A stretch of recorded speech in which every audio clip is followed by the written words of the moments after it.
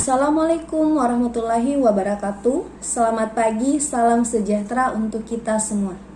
Perkenalkan, nama saya Nur Hikmah, Sarjana Kehutanan, Magister Kehutanan, dosen program studi Kehutanan, Fakultas Pertanian Universitas Khairun Ternate.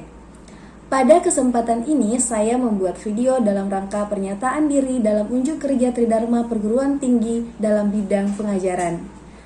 Mata kuliah yang saya ampu yaitu mata kuliah Sosiologi Kehutanan dan Lingkungan, di mana mata kuliah ini terdapat 2 bobot SKS. Adapun kode mata kuliahnya yaitu PKH 60822 yang dibebankan pada mata kuliah semester 2. Mata kuliah ini merupakan mata kuliah wajib di program studi Kehutanan Fakultas Pertanian Universitas Khairun Ternate. Sistem pembelajaran yang saya gunakan dalam mata kuliah ini yaitu DIA, Delivery Interaction and Assessment. Adapun capaian pembelajaran lulusan atau CPL dalam mata kuliah ini yaitu ada 5, yang kemudian menurunkan 8 CPMK dan 10 sub CPMK. Jumlah pertemuan dalam mata kuliah ini yaitu 14 kali pertemuan, tidak termasuk ujian tengah semester dan ujian akhir semester atau UAS. Capaian pembelajaran atau CPL yang dibebankan pada mata kuliah ini terdiri dari 4 aspek.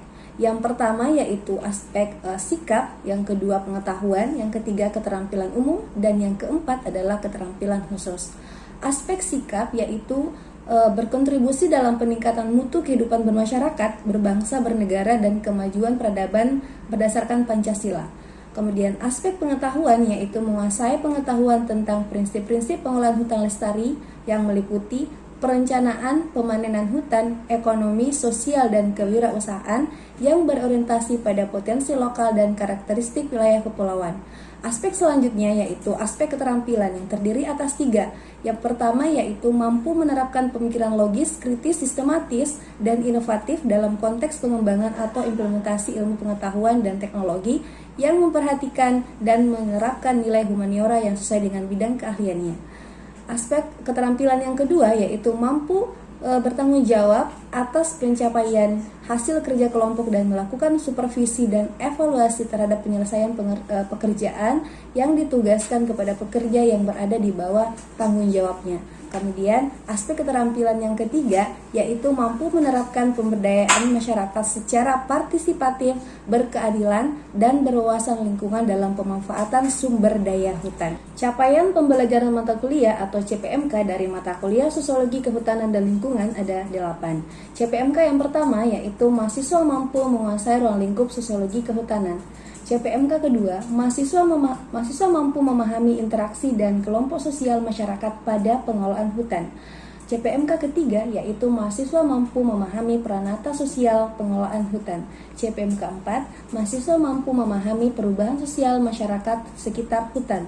CPMK 5, mahasiswa mampu menganalisis bentuk-bentuk pemberdayaan masyarakat sekitar hutan. CPMK 6, mahasiswa mampu memahami kaitan sosiologi kehutanan dengan penyuluhan kehutanan. CPMK 7, mahasiswa mampu memahami bentuk-bentuk peran sosial agen pembangunan kehutanan. Dan CPMK terakhir atau CPMK 8 yaitu mahasiswa mampu mengaplikasikan pengetahuan sosiologi pada perencanaan sosial kehutanan dan pembangunan. Adapun bahan atau materi perkuliahan dalam mata kuliah ini terdiri atas 8. Yang pertama adalah ruang lingkup sosiologi kehutanan. Yang kedua adalah interaksi dan kelompok sosial masyarakat pada pengolahan hutan. Yang ketiga, peranata sosial pengelolaan hutan. Yang keempat, perubahan sosial masyarakat sekitar hutan. Yang kelima, pemberdayaan masyarakat sekitar hutan. Yang keenam, hubungan sosiologi kehutanan dengan penyuluhan kehutanan. Yang ketujuh, peran sosial agen pembangunan kehutanan. Dan kedelapan adalah pengetahuan sosiologi pada perencanaan kehutanan dan pembangunan.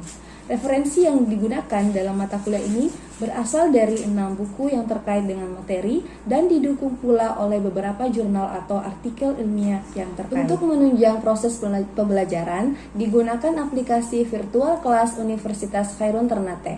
Mahasiswa bisa melakukan absensi melalui virtual kelas dan akan divalidasi oleh dosen. Mahasiswa juga bisa mendownload materi perkuliahan dan bisa berdiskusi dengan teman maupun dosen.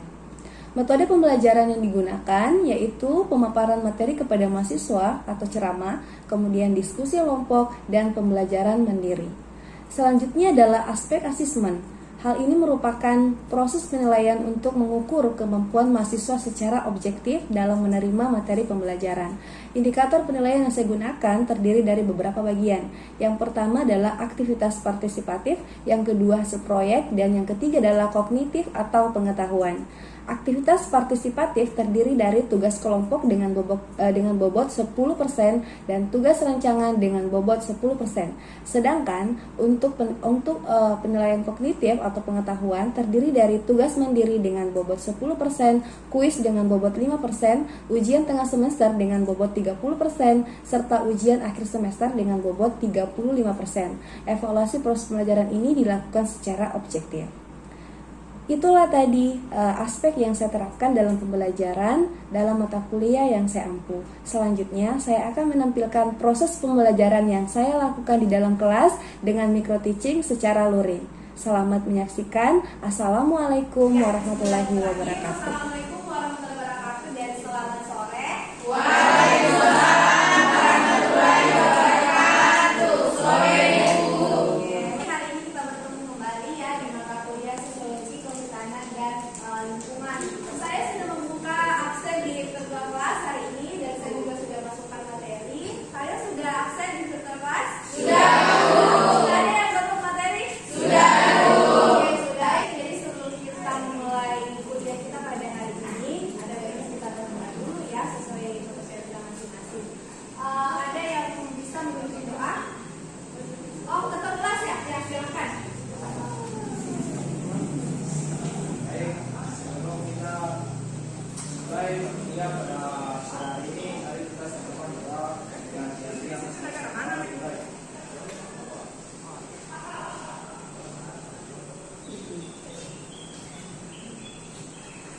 Selesai. Ya, terima kasih ya ketua sudah memimpin doa. Jadi hari ini kita akan berbicara terkait dengan interaksi sosial masyarakat dalam pengelolaan hutan ya. Jadi interaksi sosial. Namun saya akan flashback kembali pada pertemuan sebelumnya. Apakah ada yang masih ingat pertemuan kita minggu lalu kita belajar tentang apa? Oh, ya silakan. Minggu kemarin ini menjelaskan tentang sosiologi kehutanan. Sosiologi kehutanan itu ilmu yang mempelajari hubungan dalam pengelolaan hutan dan pelestarian hutan. Oke, ya. Ingat ya. Ada lagi? Ada lagi yang masih ingat? Oh ya, silakan. Putri ya. Jadi hubungan sosiologi kehutanan kehutanan lainnya itu dengan ekologi sama-sama mempelajari tentang adanya hubungan kembali antara masyarakat dengan lingkungan sekitarnya. Oke. Itu ya. Jadi lalu kita belajar tentang apa itu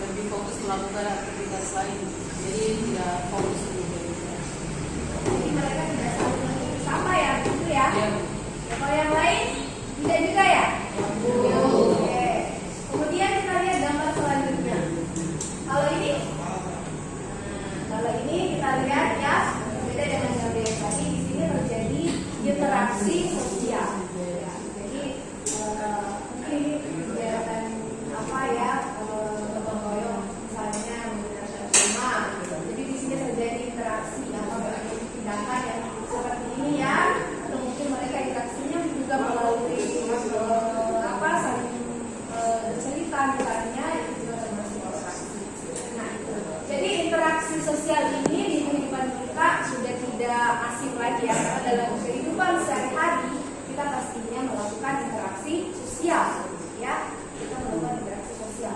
Nah, ini adalah pengertian dari interaksi sosial. Ada yang kira-kira kalau kalian mendengar kata interaksi sosial, apa kira-kira interaksi sosial itu pengertiannya? Ya, silakan. Interaksi sosial yaitu hubungan simultanis antara individu yang satu dengan individu yang lain. Oh, jadi ada keterkaitan, ada hubungan ya kembali antara individu satu dengan individu lain. Misalnya antara saya dengan Anda. Jadi saya berdiri di sini, kemudian saya bicara dengan Anda, atau saya bicara dengan kalian semua, berarti saya sudah berinteraksi ya. Nah, ini pengertian secara umum ya. Jadi interaksi sosial merupakan hubungan timbal balik berupa aksi saling mengerti antara individu dan individu. Jadi antara individu dengan individu, kemudian antara individu dan kelompok. Ya. Misalnya saya individunya, kemudian kalian kelompoknya misalnya ya. Kemudian maupun antara kelompok dan kelompok. Ya. Jadi bukan hanya misalnya cuma satu orang dengan satu orang, bukan, tapi satu orang dengan kelompok, kemudian dalam kelompok besar juga dengan kelompok yang besar juga. Itu termasuk dengan interaksi sosial. Itu pengertian secara umum. Nah, hari ini kita akan membahas bagaimana dengan interaksi sosial masyarakat dalam hutan. Ya, karena kita adalah bidang kehutanan, jadi kita akan bercerita tentang bagaimana dengan interaksi sosial masyarakat dalam hutan. Jadi bentuk interaksi antara masyarakat dengan hutan itu bisa kita lihat dari ini. Jadi saya memberikan bol di sini ya, ketergantungan masyarakat. Ketergantungan masyarakat akan sumber-sumber kehidupan dasar seperti air, kayu bakar, dan bahan makanan dari hutan. Ya. Jadi masyarakat kita ini tentunya masih banyak sekali yang tergantung pada hutan. Jadi ada ketergantungan masyarakat. Apakah misalnya untuk kebutuhan airnya ya, ataukah misalnya untuk kayu bakar, misalnya masyarakat yang berada di desa, misalnya mereka mau memasak itu harus mengambil kayu bakar misalnya dari hutan ya, ataupun bahkan makanan dari hutan. Jadi ada masyarakat yang tentunya makanannya itu diperoleh itu dari hutan. Mungkin kalau masyarakat itu modern misalnya ya, kita mungkin mengambilnya langsung dari pasar misalnya ya. Tapi kalau masyarakat yang masih tinggal di dalam di sekitar kawasan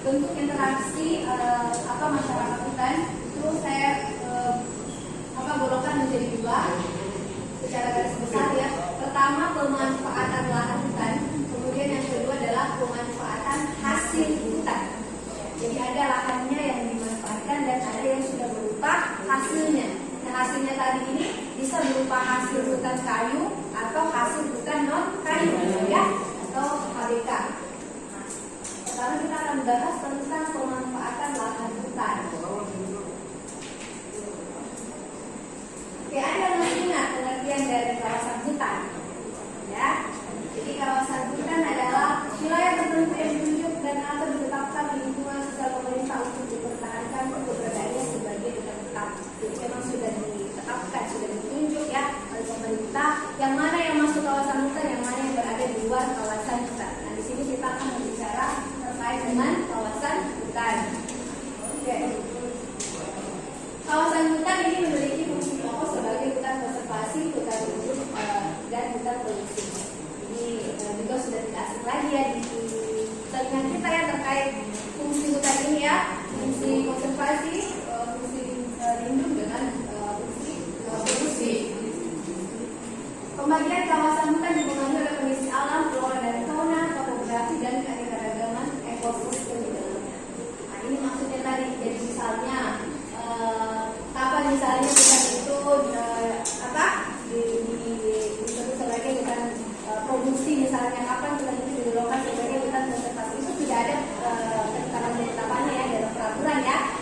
Bisa dilihat itu sudah ada ketetapannya. Tapi secara umum itu dipengaruhi oleh misalnya kondisi alam, flora dan fauna. Misalnya di hutan konservasi, apakah di sana misalnya ada flora dan fauna yang endemik misalnya, itu bisa ditetapkan sebagai misalnya dia masuk hutan konservasi. Jadi disesuaikan dengan kondisi alam, flora dan fauna, topografi ya. Topografinya misalnya dia sudah sangat curam ya, itu biasanya ini dia sudah masuk di hutan lindung. Tapi ada banyak kriteria ya untuk menetapkan itu, dan itu ditetapkan oleh siapa? Pemerintah ya, jadi sudah ada memang aturannya. Kita lanjut. Jadi tadi terkait dengan pemanfaatan lahan. Nah, bentuk kegiatan yang pada umumnya dilakukan masyarakat dalam mengelola kawasan hutan yaitu melakukan pemeliharaan tanaman. Tanaman berupa pengelolaan dan pengawasan terhadap tanaman pada musim berbuah. Jadi ini salah satu bentuk kegiatan yang biasanya dilakukan oleh masyarakat yang berada di dalam kawasan hutan. Apakah misalnya ada bertanya, kalau misalnya agroforestry, ya, agroforestry, tahu kan agroforestry ya? Kalau misalnya agroforestry, apakah itu masuk, apakah terjadi interaksi sosial di situ? Iya, itu terjadi. Kenapa kira-kira? Kenapa? Oke, jadi kalau ada agroforestry, kita kan bisa melakukan pemeliharaan tanaman ya. Ya, jadi ada kayu misalnya yang sudah ditanam, kemudian kita tanam lagi tanaman di bawahnya, misalnya kopi misalnya ya. Kita kan pasti akan punya waktu untuk memberikan pemeliharaan terhadap tanaman-tanaman di bawah itu, yang kita tanam itu. Artinya kita sudah melakukan interaksi pada tanaman itu. Jadi tetap ada interaksi sosial di dalamnya ya, interaksi sosial dalam hutan. Kemudian sebagai kedua yaitu pemanfaatan hasil hutan. Nah, kalau tadi pemanfaatan lahan, ini pemanfaatan hasil hutan. Oke. Jadi kita awali dengan apa itu hasil hutan. Jadi di sini dijelaskan bahwa hasil hutan adalah seluruh produk-produk yang dihasilkan dari hutan, meliputi produk-produk dari pohon, tumbuhan, hewan, dan organisme pemilik ekosistem hutan lainnya. Jadi apakah itu misalnya dari tumbuhan kah, atau dari hewan kah, ya itu bisa dikatakan sebagai hasil hutan. Nah di sini jadi ada hasil hutan terbagi menjadi hasil hutan kayu atau biasa disingkat HHK dengan hasil hutan bukan kayu atau HHK. Ini nanti akan dipelajari di mata kuliah selanjutnya ya, untuk lebih rinci lagi. HHK ini akan dipelajari di mata kuliah selanjutnya. Nah ini secara ringan saja hasil hutan kayu. Hasil hutan kayu ya merupakan hasil hutan yang paling dominan. Kayu digunakan di berbagai industri seperti bahan bangunan, bahan kertas, furnitur ya, dan lain sebagainya. Jadi misalnya untuk bahan bangunan, pernah tidak kalian melihat ada rumah ya, masih sering tidak melihat rumah yang terbuat dari kayu. Masih ya.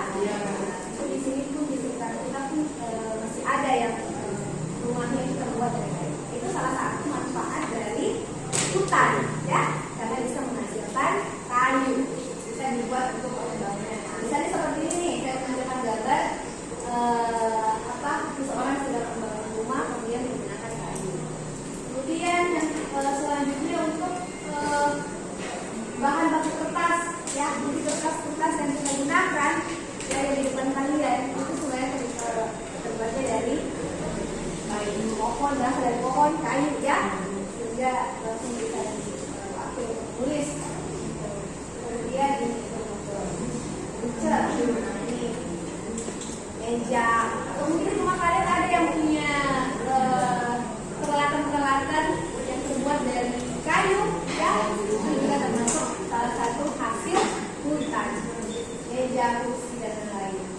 Oke, kemudian hasil hutan bukan kayu. Ini selanjutnya disingkat HBK adalah hasil hutan hayati baik dan maupun hewani beserta produk turunan dari hasil berbagai kecuali kayu yang berasal dari berarti sudah jelas namanya saja hasil hutan bukan kayu, berarti produknya itu tidak berasal dari kayu, ya. Nah, di sini ada beberapa, saya berikan contoh. Ini gambar apa kira-kira? Aren, ya, aren. Jadi aren ini termasuk salah satu hasil hutan bukan kayu, karena kita bisa mengambil nira, ya, nira-niranya. Kemudian ini apa? Madu, ya.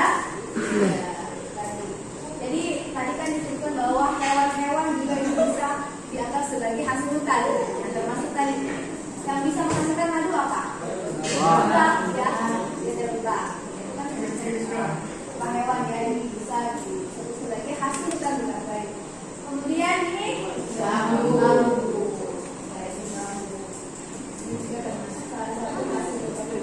Jadi inilah bentuk pemanfaatan bentuk pemanfaatan masyarakat di dalam hutan, ya, pemanfaatannya yaitu berupa hasilnya.